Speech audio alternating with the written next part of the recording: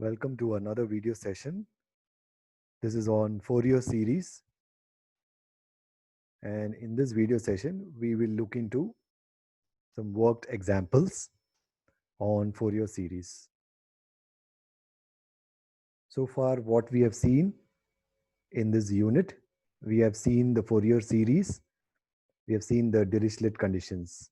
So basically why we should study Fourier series. Joseph Fourier has proposed that any periodic signal can be expressed in terms of sine and cosine terms. And basically there are two types of periodic signals. One is the sinusoidal signal, periodic signal, that can be the sine and the cosine. And the other one is the exponential, complex exponential signal. So complex exponential signal is also a periodic signal. So we have seen that we can use the Fourier series to represent any periodic signal. Now, why we should represent any periodic signal in the Fourier series? When we represent in the Fourier series, we can understand the frequency spectrum of the signal. So if you want to understand the frequency spectrum of the signal, at what frequency, what energy is present, and so on, so that we can analyze in using the Fourier series. So that is the reason why we take Fourier series. All right. And Dirichlet conditions are the conditions that has to be satisfied for the Fourier series to exist. And we have seen that since there are two periodic functions, that is the sine, cosine, and the complex exponential. So therefore, we have two types of Fourier series, that is the trigonometric Fourier series and the exponential Fourier series. And in the previous session, we had also looked into the properties of Fourier series. And I had mentioned why we should study the properties of Fourier series. It helps us to solve the problem faster or in a better way. That is what I said, why we have to study the properties. Be it any properties, even the other transforms that you will study, like Fourier, I mean the Fourier transform or the Laplace transform or the Z transform, everywhere you will find the properties of each of those transforms. So why we have to study them? So that if you remember the properties, we can solve the problem more easily. That is why we study those properties. Okay, in this video session, we will look into one more property that we have missed out. So that is the symmetry property of the Fourier series. And then we will go into solving the problems. Okay, what is this Fourier symmetry property of the Fourier series? If a periodic signal is real valued signal, that means it has real values and there are no j terms in that. So that is the kind of signal we are talking about. X of t is a continuous time signal and it is periodic. For such a signal, if we say that the Fourier series exists and x of t forms a Fourier series pair with a Fourier series coefficient Ck. As I said, Ck is a representation. So these Fourier coefficients are functions of k. As k varies, this C will take different values, right? So that is, we can represent as C of k or simply Ck. So there are different notations. Each, if you refer different books, instead of calling Ck, they will call it as Ak, or sometimes they will call as An or Cn, anything. So for us, it is just a Fourier coefficient. The representation can be in any way. All right. So here we are saying x of t is a time domain signal, and you want to find out what will be the frequency content of this. So we go to the frequency domain. So that we do by applying this Fourier series.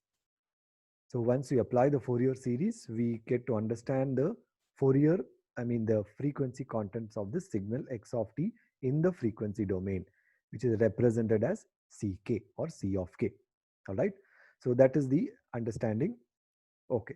So when the signal, periodic signal x of t is real valued, then the Fourier series coefficients, how will it be? So if you take the reflection of the Fourier series coefficients, that will be the conjugate of it. So that is what we are saying here. So if it is real valued, x of t is real valued, then it will have the reflected of this. That means the c of minus k will be the conjugate of c of k. All right. So that is what we are seeing. That is what is a property. Let us prove that property. So we know that the Fourier series coefficient ck or c of k is given by 1 by t integral over 1 period x of t e to the power of minus jk omega naught t dt. So now we want the, here we have ck, but we want to what? C conjugate of k. So how do we do that? We simply take conjugate on both sides.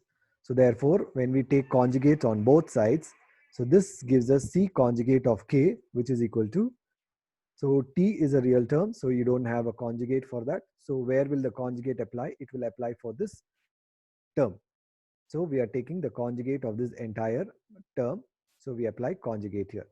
Now this integral will not bother about the conjugate. So conjugate is applied only for the function, not the operation. That's an operation again, right? So therefore, so this will, now since x of t, we are saying it is a real valued signal. So there is no j term in x of t. Therefore, the conjugate x of t, if it is real, so x conjugate of t will also be equal to x of t, right? So that is, you have to remember. Next, when we take the conjugate inside, so a into b whole conjugate will be a conjugate into b conjugate, right? So with that understanding, this conjugate operation will be operated for x of t as well as for this e power j omega naught, e power minus j omega naught t. So when you apply this conjugate, this will become x conjugate of t, and e power minus j conjugate will become e power plus j. So we have got the conjugate of this. Now this is what we have got by applying the conjugate. Now next we see what is the condition here. Now since we said that x of t is a real signal, is a real valued signal, so x conjugate of t will be equal to x of t. So there will be no j terms. So therefore x of t will be equal to x conjugate of t. So if you apply this condition in this above equation here, so it will reduce to c conjugate of k is will be equal to 1 by t integral over 1 period x of t e to the power of, this is plus, since the x conjugate of t is equal to x of t, so this is x of t here, and this e to the power of plus jk omega naught t, we can write it as minus of minus jk omega naught t, right? So but you know that this term, the inside term will be equal to ck provided this minus was not there, right? So now because of this minus, we can write this as c of minus k. So therefore we have proved that c conjugate of k is equal to c of minus k. So therefore what does this imply is that if you take the magnitude of c of k and c of minus k, they both will be the same magnitude. Since we are saying this is a complex value, so c of k and c of minus k, mod of c of k and mod of c of minus k will be same. Whereas if you take the angle, the phase angle of c of minus k will be equal to minus angle of c of k. Okay, so this will be the, in terms of the magnitude and phase angle. But if you talk in terms of the complex value or complex term as it is, so then we say that c conjugate of k is equal to c of minus k. All right. So if the signal is real and that means the time signal period, the time periodic signal x of t is real valued, then c of minus k will be equal to c conjugate of k. So that is what we have proved here. Okay. So that means it is odd. If it is real, so this turns out to be the odd. Okay. Next, if x of t is purely imaginary, that means there are no real terms in that, there are only imaginary terms, there are only j terms in that, then how does the Fourier series coefficients look like for such a signal? So we say that if x of t forms the Fourier series pair with c of k, then minus c of minus k is equal to c conjugate of k. All right. So that is what we have to prove here. Next, the proof c of k is equal to 1 by t integral over 1 period. So this is the standard formula we know. And again, we want c conjugate of k. So we take conjugate on both sides of this equation. So we get c conjugate of k. And we say that since x of t is purely imaginary, that means x of t has only j term. So therefore, when you take the conjugate operation, here x conjugate of t appears. It is not equal to x of t. It is equal to x conjugate of t. And this e power minus j, when you take the conjugate of this, it will become e power plus j, because there is j term present in the exponential. Okay. So, but what will be the x conjugate of t?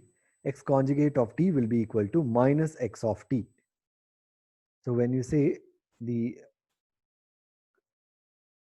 x of t is purely imaginary, then x conjugate of t will be equal to minus x of t. So that will be the condition.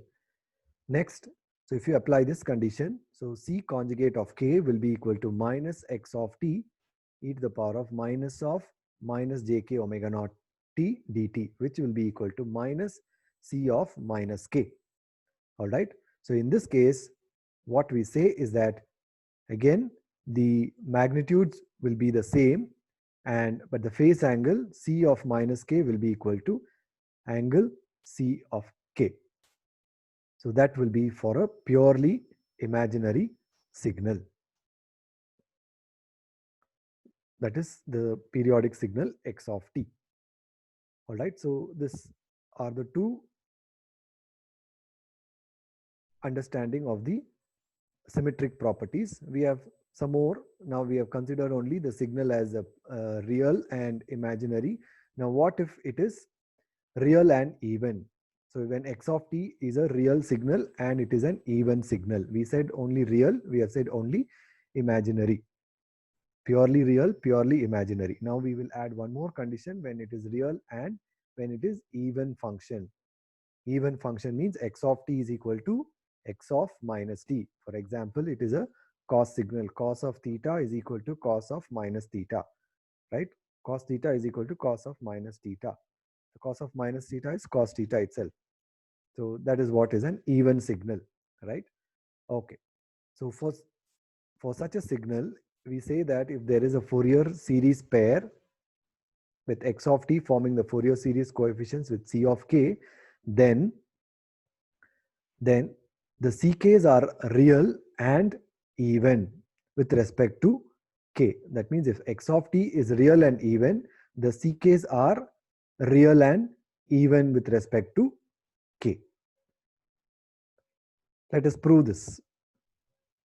So we know the Fourier series coefficients ck is equal to 1 by t integral minus t by 2 to plus t by 2. As you know, this is over one period. So whether I write it as bracket t or minus t by 2 to t by 2 or 0 to t, it is all over one period. We have to integrate over one period. Okay, so x of t e to the power of minus jk omega naught t dt. Right, so we take the conjugate on both sides of this equation. So we get c conjugate of k will be equal to 1 by t, and we are applying the conjugate. And so since this is a exponential term, is a complex term, so it will the minus j will become plus j. And since x of t is real, so the conjugate will have no effect on that. So it will be written as x of t itself. Now, this is not of the standard form because the standard form should be having a minus. So therefore, let us change the variable from t to t, minus tau in terms of tau. So therefore, this will become x of minus tau. Wherever t is there, you have to replace it with tau. And it will be again over one period. So the limit will be appropriately over one period. So let us retain it to minus t by 2 to plus t by 2. Next, the dt will become equal to minus d tau. So that minus sign is what is brought outside. So it will be minus 1 by t integral minus t by 2 to t by 2 x of tau e to the power of minus jk omega naught tau d tau, right? So this is what we have got. Next, but we know that it is real and even. So when we say the signal is real and even, x of t is equal to x of minus t, or x of tau is equal to x of minus tau. So by replacing x of minus tau with x of tau, so we get this because x of t is a real and even function. As I said, instead of t, we are replacing it in terms of tau. So it's just the change in the variable, but the function remains the same. All right, so therefore it is x of tau e to the power of minus jk omega naught tau d tau. So this is, okay, so this is supposed to be called as c of minus k because we have replaced with minus. But then that is also, it is same as the ck equation. So if you observe these terms here and these terms here, it is term to term the same. Instead of t, it is in terms of tau. So therefore it is equal to ck. So therefore we say that means even if you take the conjugate, the conjugate doesn't hold because it's all only real terms there. Okay, so conjugate has no effect there. So therefore we say c of minus k is equal to c conjugate of k, and that is equal to c of k. So therefore we say that the ck's, that is the Fourier coefficients, the Fourier series coefficients, are real and have even symmetry. So that means c of k will be equal to c of minus k. So that is what we have said here. So if the signal is real and even in the time domain, it is its coefficients, that is the Fourier series coefficients, will also be real and even. Okay. So now let us take a problem and understand this property more clearly. Okay. For the periodic signal, this is the periodic signal. So you see that this is a symmetric signal. So if you take this y-axis and fold it, if you say take the signal and fold it, so this is exact replica. So the mirror image, whatever you have on the right side, it will go and sit on the left side exactly when we fold along the y-axis. So therefore we say that x of t is equal to x of minus t, right? So therefore this is an even signal. Is there any j term in this? No. So therefore the signal is a real signal and it is an even signal. So this is what we have seen here. So for the previous property we have seen x of t is real and even. Then what happens? The Fourier series coefficients are also real and even. That is what we have seen. So let us prove that, or let us verify that. So this is the signal I have taken, x of t, which is real and even. So we have to find the Fourier series coefficients for this. Okay, what is the solution? We have to find the all the Fourier series terms. So what is the C naught? C naught is the DC value. So we have to integrate the function over one period. So that will give us C naught. So that will be minus t by 2 minus t1 to plus t1. So because the signal exists from minus t1 to plus t1. All right. So though you can take the full period as minus t by 2 to plus t by 2, so that will be the full signal if you take, but still from minus t by 2 to minus t1 and t1 to t by 2, the signal value is 0. So you have to split this into three intervals for integration. Here is one region, this is the second region, and the third region. In the first and the third region, the function value is 0, so integral will be 0. Whereas here, the function value exists, so you can integrate it. The amplitude is 1. Sorry, there is a missing. Amplitude is 1. So it is 1. So when you uh, find out what is the signal, so that will be the constant, that will be the DC value of the signal. What will be the CK? That is a Fourier series coefficient. CK will be equal to 1 by t, integral minus t by 2 to t by 2, x of t e to the power of jk omega naught t dt. Now, this again, as I said, though we take from minus t by 2 to plus t by 2, the signal exists only from minus t1 to plus t1. So we are taking from minus t1 to plus t1. What is the function value x of t in that range? The function value is 1. What is the amplitude? Amplitude is 1. So 1 into the exponential term. So when you integrate this, you get this as e to the power of jk omega naught t1 minus e to the power of minus jk omega naught t1 divided by 2j. So therefore, we get this as k omega naught t. So this will be equal to the sine term, the sine 2 sine k omega naught t, omega naught t1 divided by k omega naught t. All right. Now you might ask a question that sine is an odd function, and how can you say that now it is a even function here? All right. So what we proved here, according to the property, it says if x of t is real and even, the ck's are real and even, right? So here, if you come back and see, there is no j term, right? So there is no j term in this ck's. That is the Fourier series coefficient. This is a Fourier series coefficient. So you put different values of k, you will get the Fourier. For k equals 0 is already taken. So k equals 1, k equals minus 1, k equals 2, k equals minus 2, and so on. You put different values of k, you will go on getting the different uh, coefficients, right? So now you see that when k is 1, so it is sine omega naught t1 divided by omega naught t1. But when sine is equal to minus, k is equal to minus 1. So sine of minus omega naught t1, what is sine of minus theta? Is minus sine theta. So there is a minus here and there is another minus here because k is minus 1.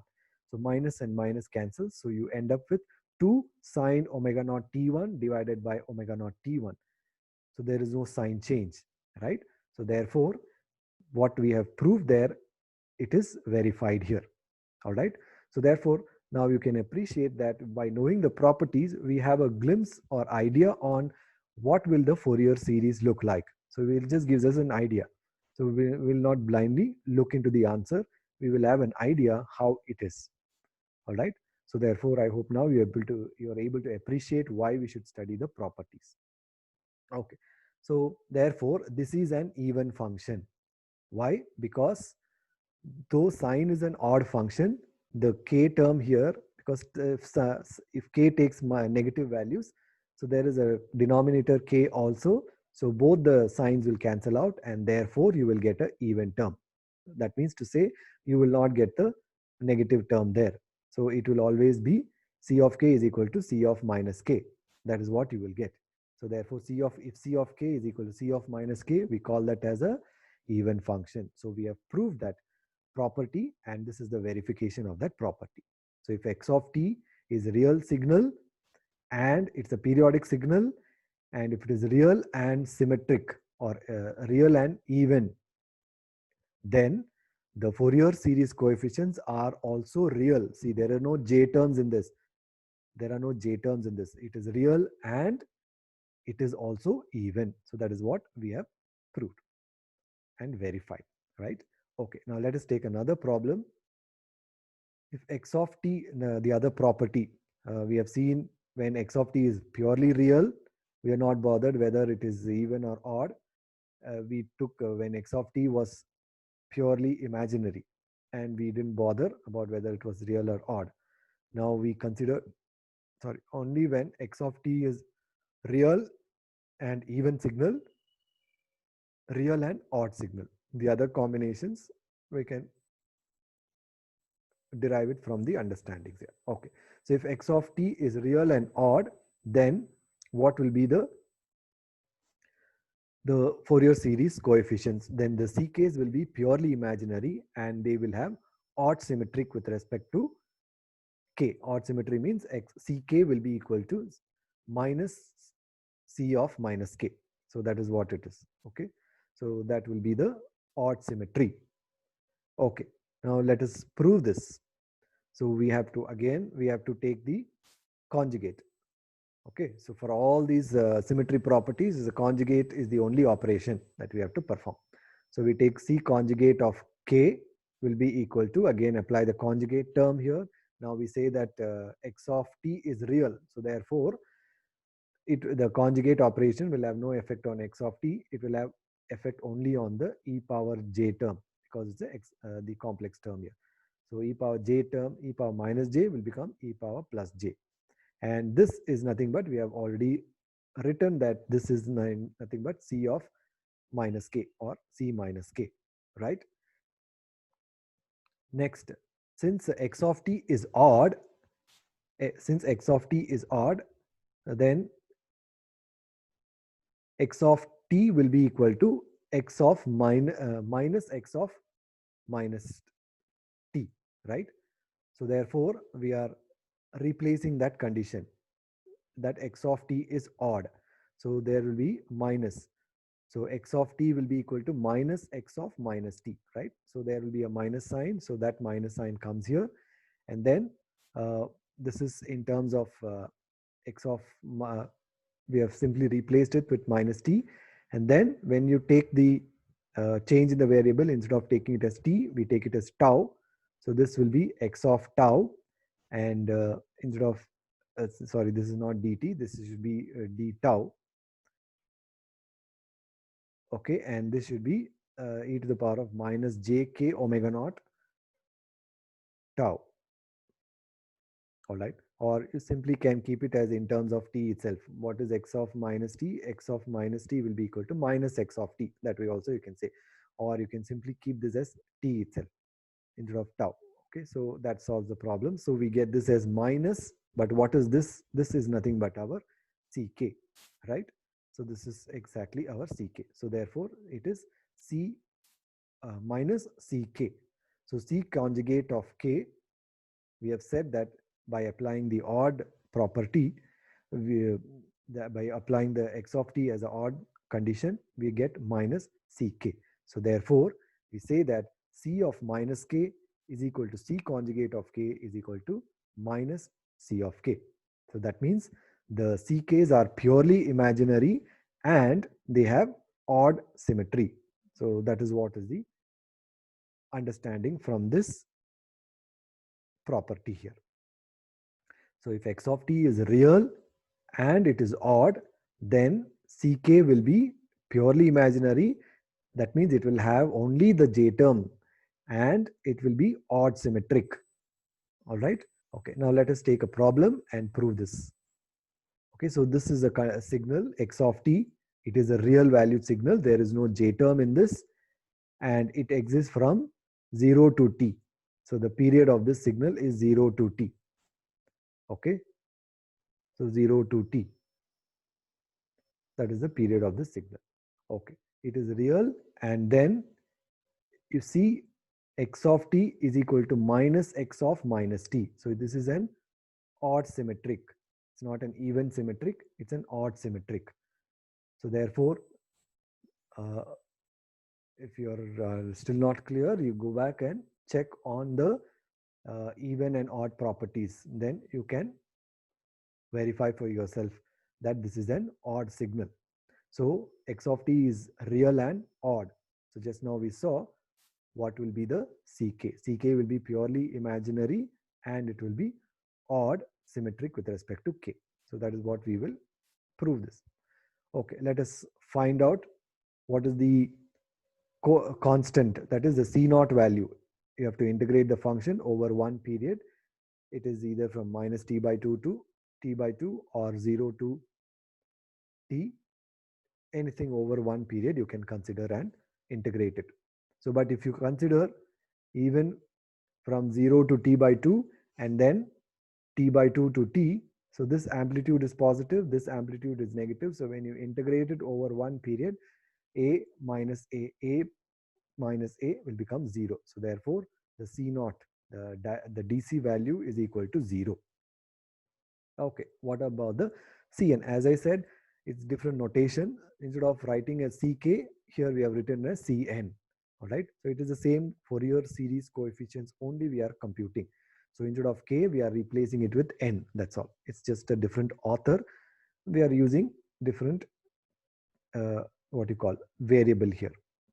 Okay, so Ck or Cn is equal to, you know the formula, 1 by t integral over one period x of t e to the power of minus j omega naught. So omega naught here is replaced with 2 pi f naught k t, I mean k or n.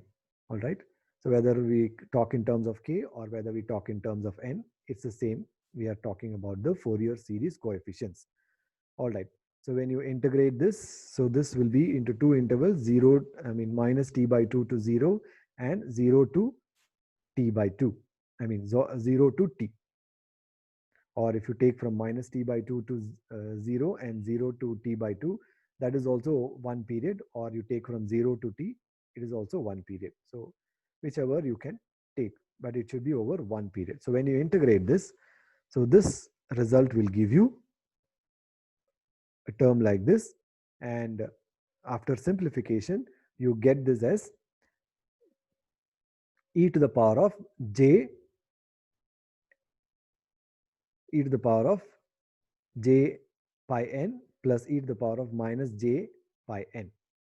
All right, so this 2 cancels out here.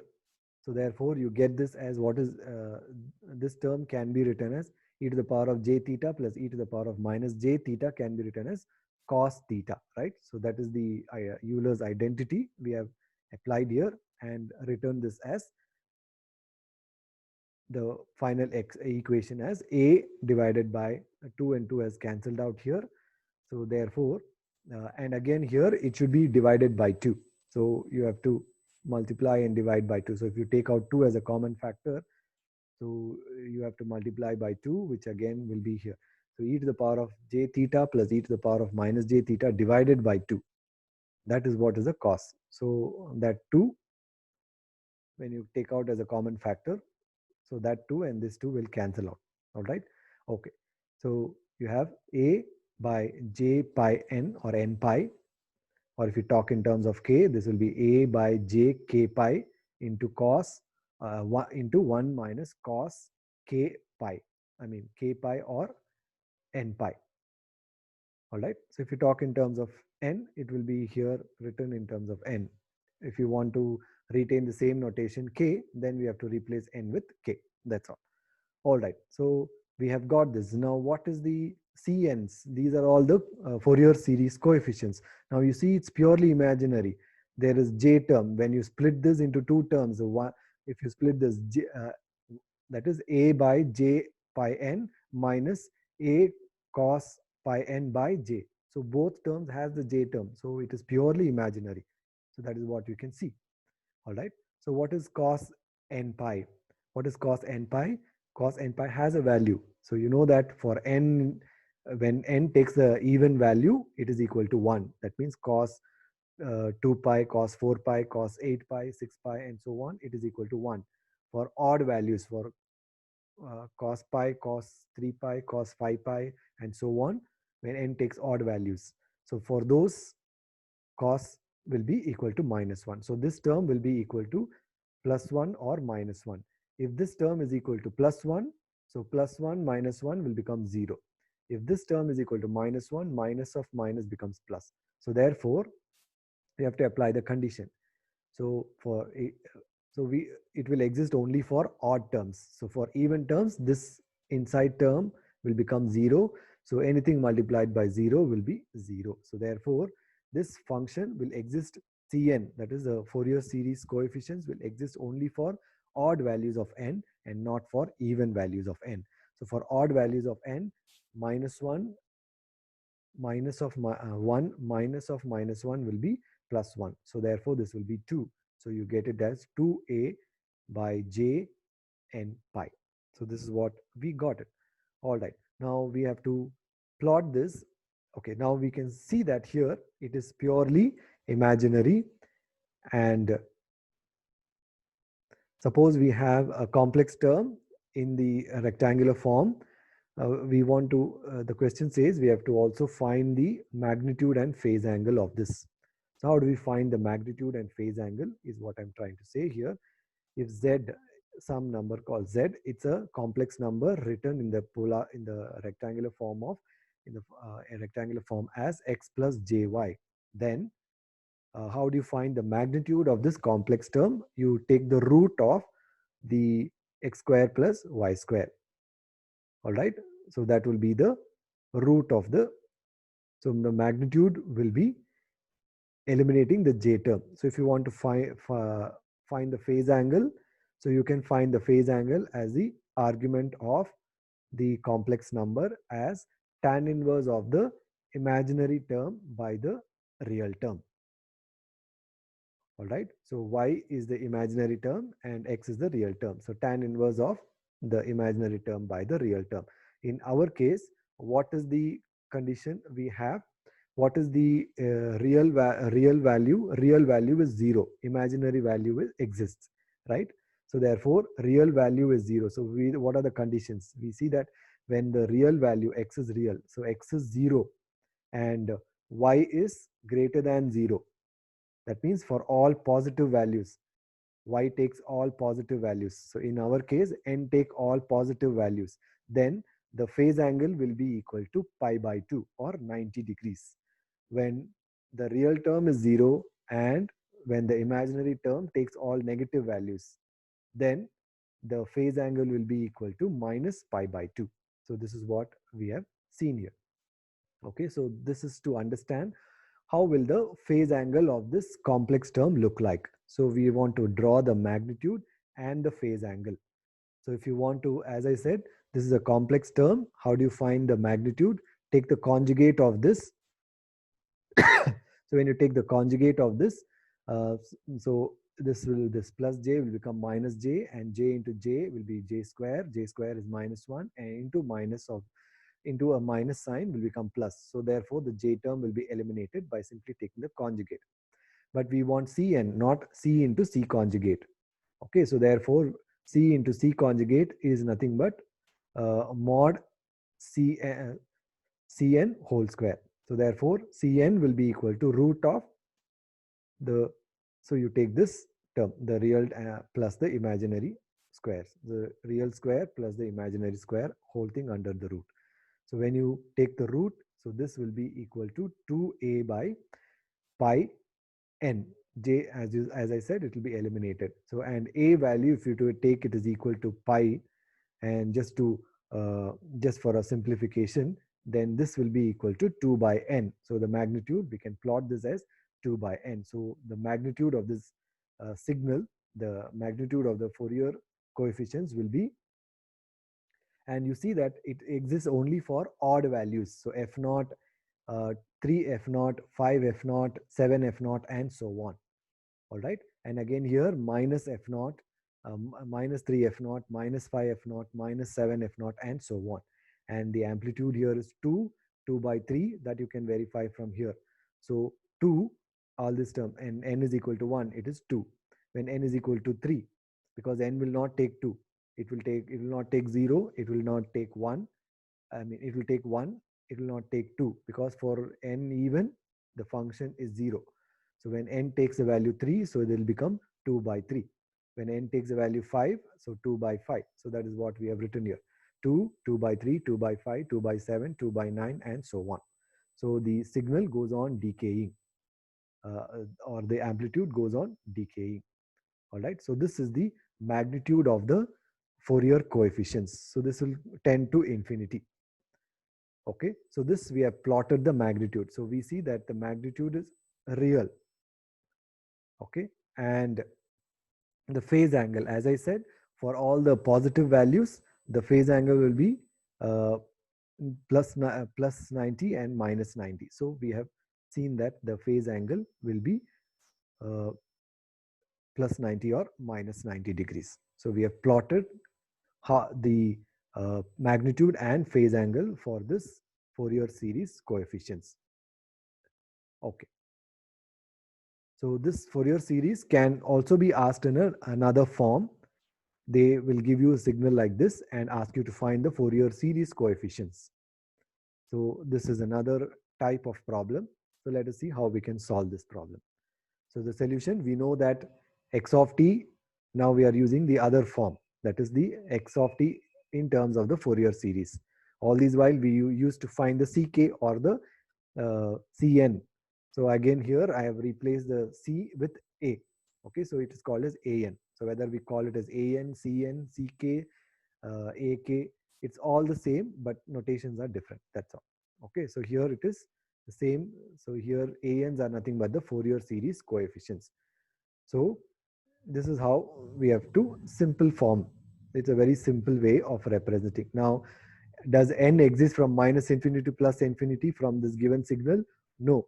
Now, if you write this cos term, as you know, in the Euler's form, this can be written as cos omega naught t can be written as e to the power of j omega naught t plus e to the power of minus j omega naught t whole divided by 2. How do you write sine 2 omega naught t e to the power of j omega 2 omega naught t minus e to the power of minus j 2 omega naught t the whole divided by 2j. So we have written this. So therefore we see what are all the ck or the cn or the an. So this is for n equals 1, n equals 2, uh, n, uh, n equals plus 1, n equals minus 1, n equals plus 2, and n equals minus 2. For all other values, the signal doesn't exist, or the Fourier coefficients don't exist. Only for these 4 values, the Fourier coefficients exist. Even for 0, the signal, the coefficients don't exist. So therefore, we have easily identified. So this is another tricky way of asking the problem. Okay, so we don't have infinite Fourier series, the infinite terms. We have only limited terms here. Okay, similarly, if you take the second problem in a similar way, but we know only for, we can express the Euler's form only for sine 2 omega naught t, but not for sine square. So how do you write sine square theta? You can apply the trigonometric relation. Sine square theta is equal to half of 1 minus cos 2 theta, right? So that formula, if you apply, now the multiplication term is simply reduced, and therefore you can identify by applying the formula, you can identify what are the Fourier terms, the Fourier coefficient terms. So you can easily identify. Therefore, we have for A naught, the signal exists. A naught is half, and then for A minus 1 or for A minus 1, it is equal to 1. For A plus 1, it is equal to 1. So this is for A naught, and this is for A plus 4 and A minus 4. For all other values, the coefficients don't exist. That means it exists for 0, minus 1, plus 1, minus 4, and plus 4. For plus 2, minus 2, plus 3, minus 3, and beyond that, after 5 and plus 5, minus 5, and beyond that, the signal don't exist. So only for these 5 values, the signal exists. So we have only 5 coefficients. So this is an alternate way of asking the problem. Okay, so the more variant uh, types of problems you solve, you will become more confident with this Fourier series. So in conclusion, we have seen that how you can use the Fourier series. And what is Fourier series? We are simply trying to understand the frequency content of the signal. So we are taking it to the frequency domain to understand, to analyze the frequency content of this signal. So that is what is Fourier series doing. All right, in the next session, we'll take some more problems and solve. We are not looking into the Fourier transform. We will take one more session on Fourier series and we will solve one more type of problems. This is so far what we have seen is we have solved a problem in terms of the exponential Fourier series. Now, if they ask you problems in terms of the trigonometric Fourier series, how do we solve that? That we'll take in the next session. Okay, thank you.